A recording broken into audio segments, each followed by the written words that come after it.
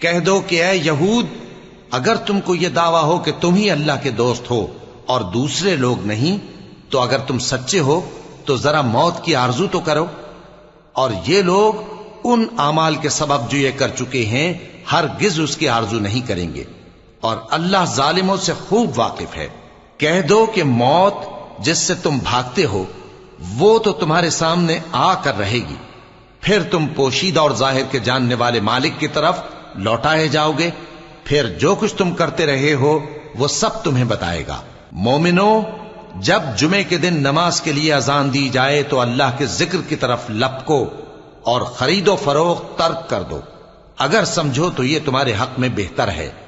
پھر جب نماز ہو چکے تو زمین میں پھیل جاؤ اور اللہ کا فضل تلاش کرو، اور اللہ کو بہت بہت یاد کرتے رہو تاکہ کامیاب ہو جاؤ۔ اور جب ان لوگوں نے سودا بکتا یا